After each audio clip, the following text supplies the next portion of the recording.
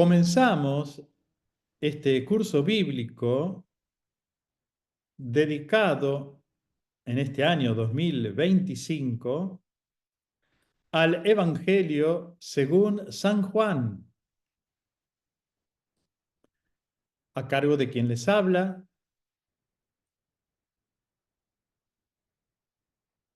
En mi presentación, con la debida adaptación, seguiré la estructura y el contenido del curso del reconocido biblista y teólogo italiano Don Claudio Dorio en Bible Claret, el Evangelio según San Juan. El programa del curso completo es el siguiente. 1. Juan, un evangelio simbólico. 2. Historia de la composición del cuarto evangelio. 3. La boda de Caná. 4. De Caná a Caná, es decir, en esta pequeña aldea, hace en el escrito de Juan, una especie de inclusión, podríamos decir, de varios episodios que van de los capítulos 2 al 4. La mujer samaritana, que está en el capítulo 3. La curación del paralítico. El discurso eucarístico, que van a encontrar en el capítulo 6. El encuentro con los judíos y con el ciego de nacimiento, en el capítulo 9. El buen pastor, capítulo 10, y Lázaro. La preparación de la Pascua de Jesús. El discurso de la última cena, a partir del capítulo 13. La gloria de la cruz. 5 retratos de la pasión. El encuentro con el Señor resucitado. La última señal o signo. Y el prólogo. Ustedes me dirán, ¿cómo? ¿El prólogo al final? Sí, porque para comprender lo que quiere decir Juan en el prólogo hay que dejarlo para el final, es decir, después de haber visto todo, de haber recorrido todo el Evangelio. Normalmente en literatura, ustedes saben que un libro, lo último que se escribe de un libro es la introducción.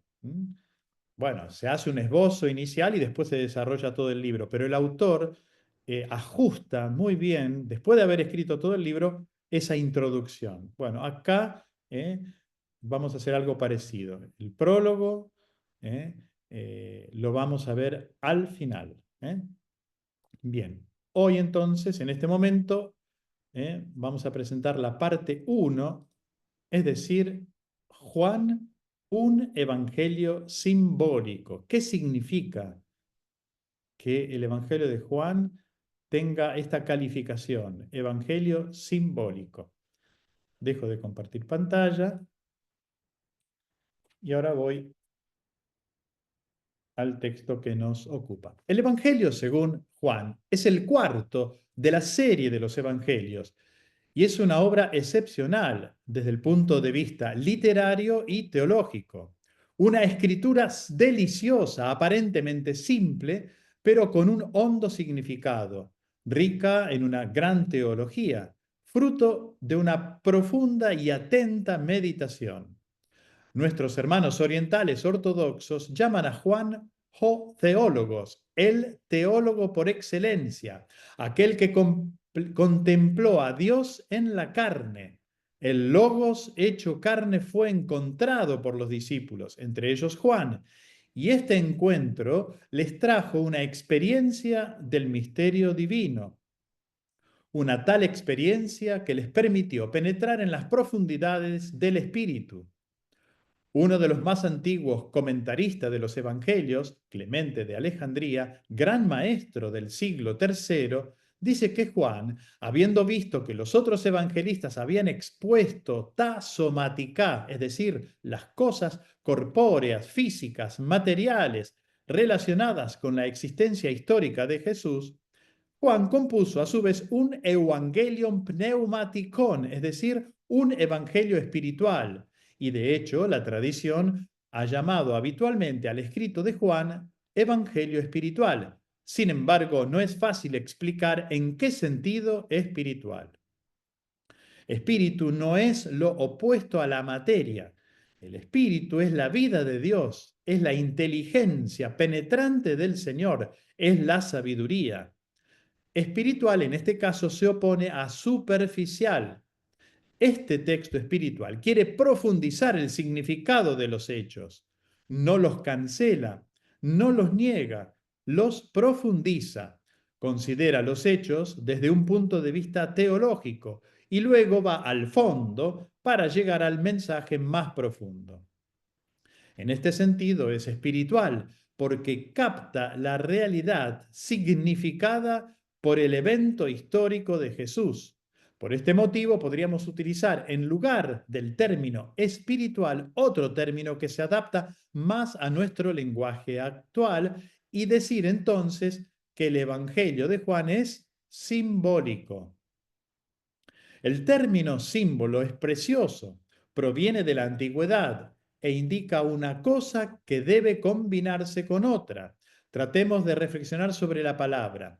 Symbolon, como término griego, está compuesto por dos elementos. La preposición syn, que significa junto con, y bolon, cuya raíz es el verbo ballo, arrojar, poner, meter.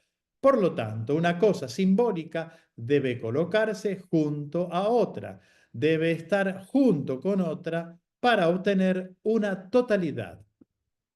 Un elemento curioso, en los antiguos orfanatos en Italia se conservan todavía restos de objetos divididos por la mitad que fueron usados por los padres que llevaban allí a un niño. Por ejemplo, un pañuelo bordado, cortado en dos.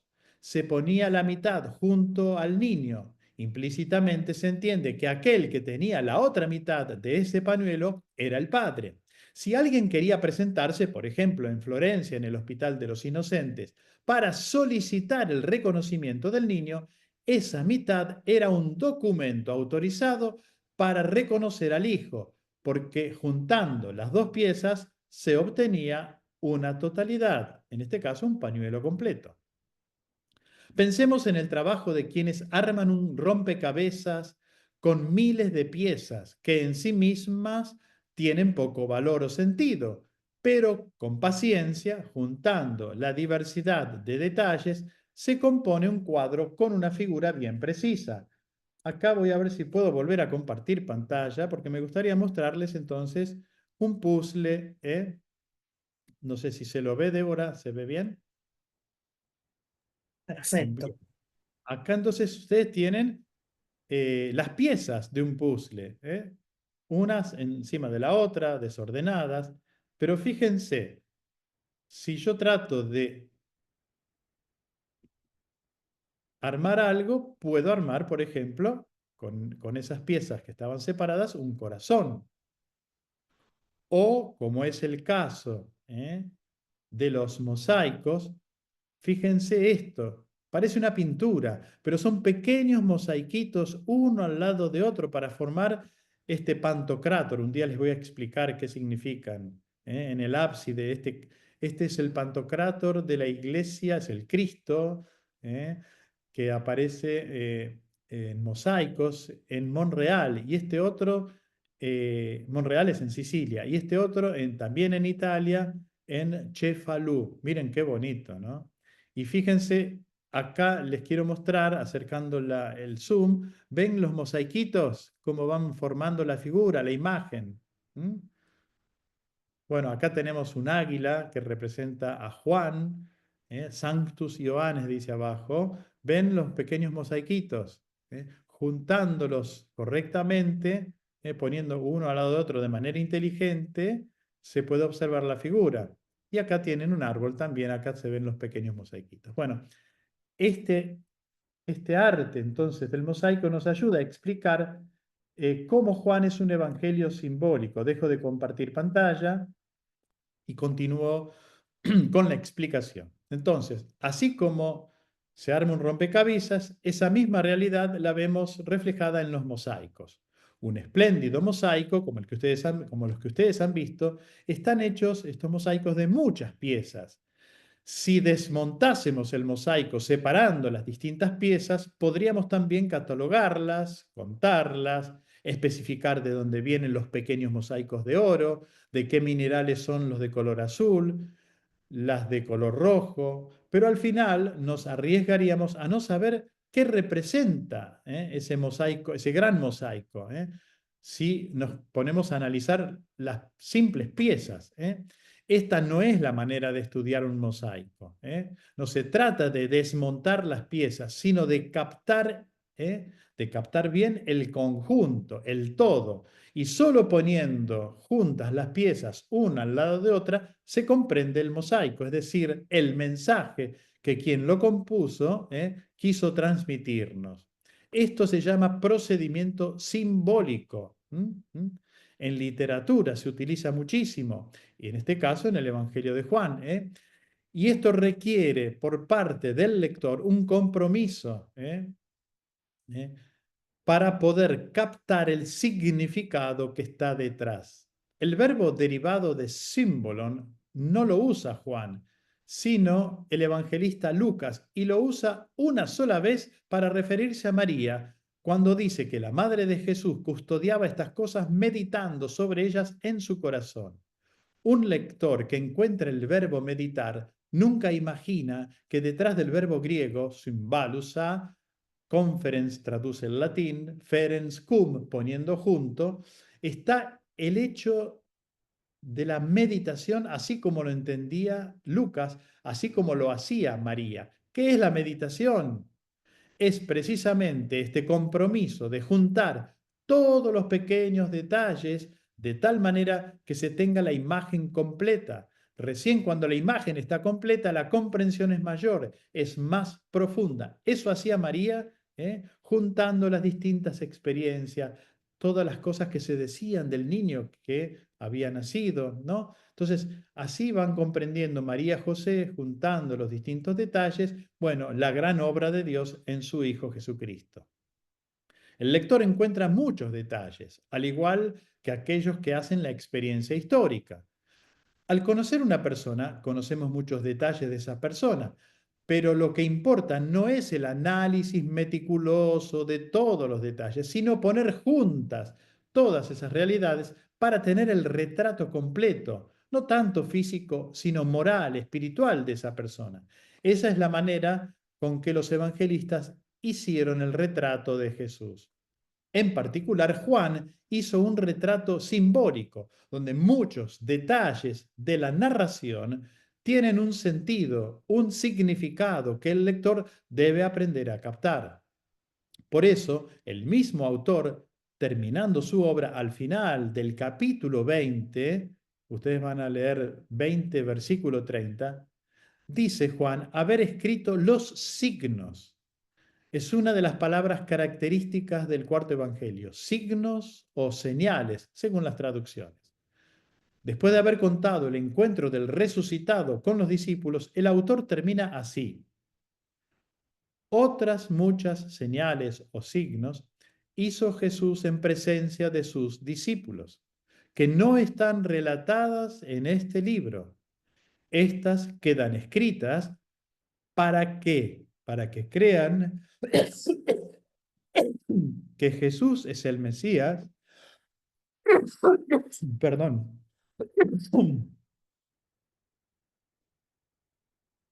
Bueno, ahí tienen el primer para qué.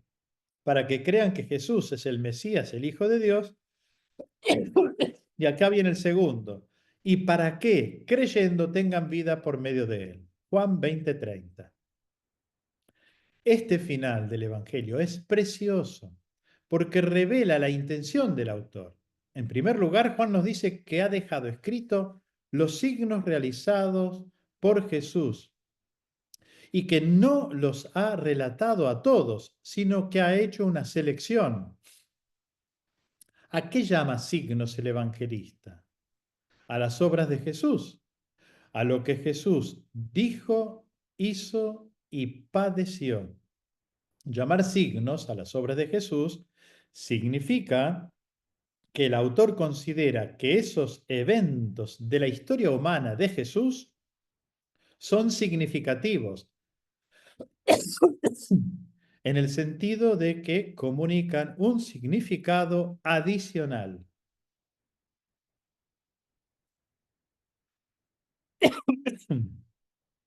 Los signos son cosas que hacen referencia a otras cosas. Por eso algunos prefieren traducirlo por señales. En este sentido, los signos son inevitablemente materiales, pero se refieren a una realidad mayor. Por ejemplo, si ves las huellas en la playa, estás viendo un signo. ¿Qué es una huella? Es simplemente arena que ha sido pisoteada, apisonada, pero a partir de la forma que tiene esa arena prensada, entiendes que por allí ha pasado un hombre o que ha pasado un animal, por ejemplo, un perro. Y si además tienes una indicación de la dirección en la que caminaba, ¿eh?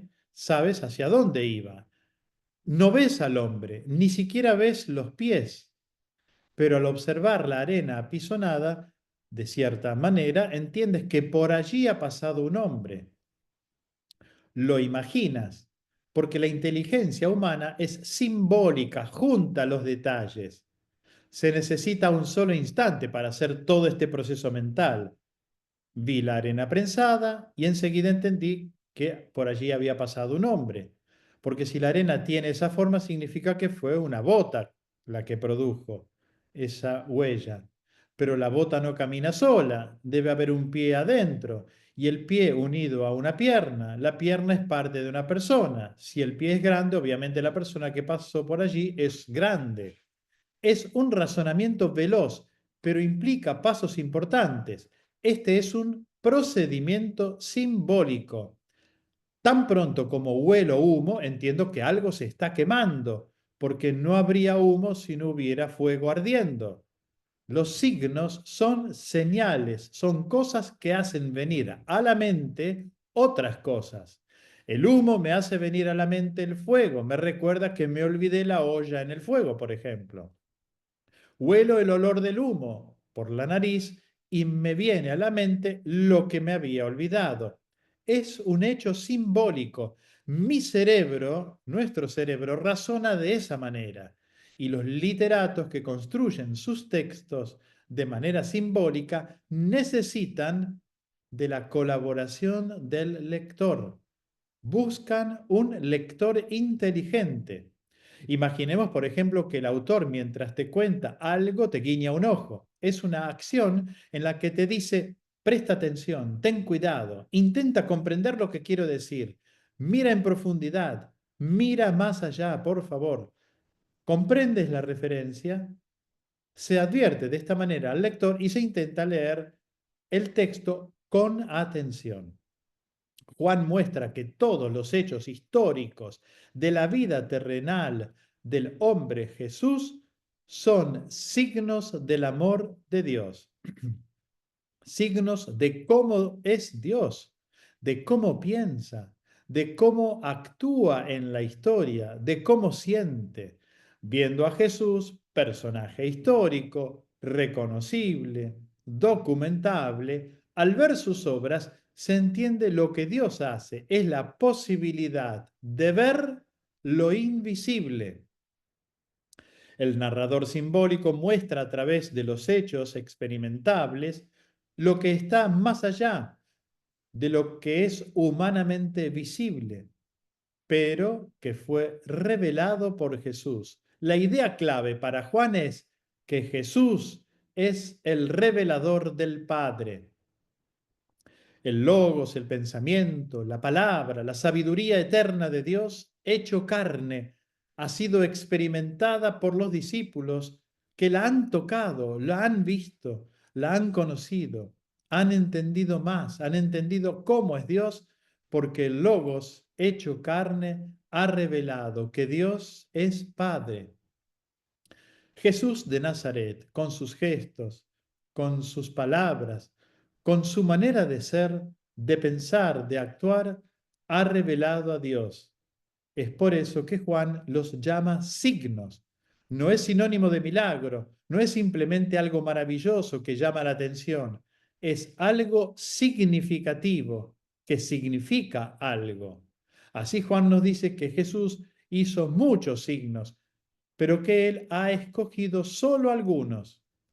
He elegido contarles algunos signos ¿para qué? Para que ustedes crean. La fe de los oyentes es el objetivo del evangelista Juan, no tanto para que comiencen a creer, sino para que continúen creyendo. En este sentido, el Evangelio de Juan no es el texto de un primer anuncio, no es una narración elemental, es un texto profundo, válido para personas que tienen competencia literaria, precisamente por su profundidad espiritual. No va dirigido a quienes están dando los primeros pasos para conocer a Jesús, a principiantes. Ya desde la antigüedad, los antiguos padres siempre consideraron a Juan el Evangelio para quienes están más avanzados en la fe. Es necesario, sin embargo, que sigan creyendo y que maduren en esa fe. El objetivo de esta fe es específica. ¿Eh? ¿Cuál es? Jesús.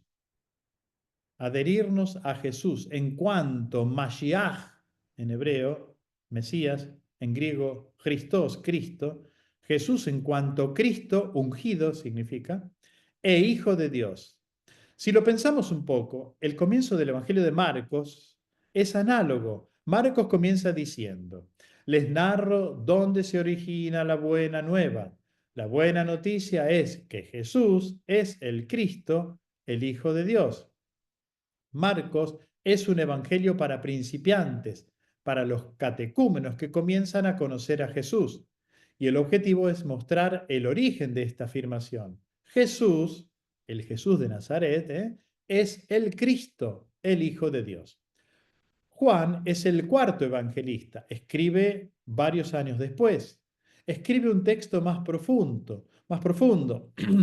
Lo escribe para los avanzados, y el objetivo es el mismo. El objetivo de la fe es siempre que Jesús es Cristo, es el Hijo de Dios. Cristo indica la función, tiene la tarea mesiánica del rey consagrado, del rey ungido. Es el delegado oficial de Dios. Hijo de Dios se refiere a la naturaleza, la esencia de ese hombre, que no es simplemente un rey cualquiera, sino el Hijo de Dios. Jesús es Dios, como el Padre es Dios. Es Dios que realiza el proyecto mesiánico de una manera absolutamente nueva en comparación con lo que era el pensamiento de los antiguos profetas. Hay una continuidad, un cumplimiento, pero también una superación excepcional. Hay una novedad extraordinaria y Juan, como judío, acogió a este maestro y entendió que es mucho más que un maestro.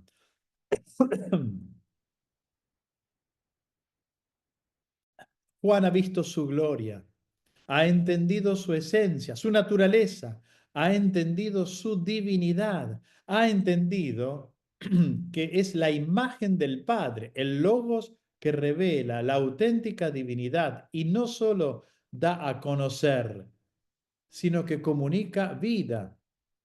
Si nos fijamos bien, los fines son dos, para que crean y para que, creyendo, tengan vida. En Juan 20:30 se nos dice claramente que creer no es fin en sí mismo, es el pasaje para llegar a la vida en el nombre de Jesús, esto es, en plena comunión con Él. El objetivo es vivir, vivir bien, realizar una vida plena. El camino para alcanzar esta plenitud de vida es la fe. La fe se comunica a través de un testimonio. El Evangelio de Juan es el testimonio del discípulo amado. El término testimonio es muy especial para Juan. Él se presenta como el testigo, aquel que estaba allí, es quien vio y así comunica a los demás la belleza de lo que ha vivido, el fundamento de lo que ha entendido. La narración del Evangelio según San Juan se encierra entre dos testimonios, el de Juan, el Bautista, y el de Juan, el Evangelista. Al principio presenta a Juan Bautista, que da testimonio de Jesús cuando comienza su ministerio. Y al final, en el capítulo 19, después de que el soldado abrió el costado de Jesús crucificado, el que estaba presente, Juan, testigo presencial, dice, y lo deja por escrito, dice esto: el que lo vio lo atestigua y su testimonio es verdadero. Él sabe que dice la verdad. ¿Para qué? Para que también ustedes crean. Es un paréntesis en el que el autor interviene en el texto. Técnicamente se llama intrusión literaria. Se trata de una técnica que permite que el autor se dirija directamente al lector en lugar de hacerlo a través de los personajes. Esta intrusión literaria implica un paréntesis en la narración. El autor deja de narrar por un momento, mira al lector a la cara y le dice: yo soy testigo presencial, lo vi y te lo digo para que tú puedas sacar una conclusión importante, para que tú también creas, como yo he creído. Juan el Bautista comienza la obra dando testimonio de Jesús. Juan Evangelista culmina la obra dando testimonio de Jesús. Y toda la historia humana de Jesús se encierra entre los dos testimonios, entre los testimonios de estos dos discípulos, ambos llamados Juan. Ahora bien, no es fácil decir quién es Juan, el autor del cuarto evangelio, porque en el texto su nombre no aparece, ni tampoco él se presenta. La única forma en que se presenta es hablando del discípulo amado o el testigo, el que ha visto y da testimonio. Pero todos desde la antigüedad siempre han llamado a este discípulo y testigo Juan, el evangelista, el teólogo. Antes de concluir esta presentación, quiero volver al PowerPoint, ¿no? Voy a compartir pantalla y leerles, para que lo vean también, para que lo sigan ustedes, esta afirmación que es muy importante. Si el Evangelio según San Marcos estaba dirigido a aquellos que iniciaban un camino de fe y se preparaban para recibir el bautismo, nos referimos a los catecúmenos de los primeros siglos, el Evangelio según San Juan se propone reforzar la fe de aquellos que ya habían acogido el mensaje y la persona de Jesús. ¿Para qué? Para que continúen creyendo y maduren en esta fe. ¿Mm? El Evangelio de Marcos dirigido a aquellos que iniciaban un camino de fe. El Evangelio de Juan se propone reforzar la fe, ayudar a madurar la fe. Es un evangelio para nosotros, ¿eh? ¿Se dan cuenta? Pero la fe no era el primer objetivo era la fe, para que crean, pero hay un segundo objetivo, ¿se acuerdan? Haciéndolo así, encontrarán la vida plena, que nada ni nadie les podrá quitar. ¿Eh? Para que creyendo tengan vida, decía Juan. De esta manera se convertirán en testigos, así como lo fue Juan el Bautista, como lo fue Juan el Evangelista.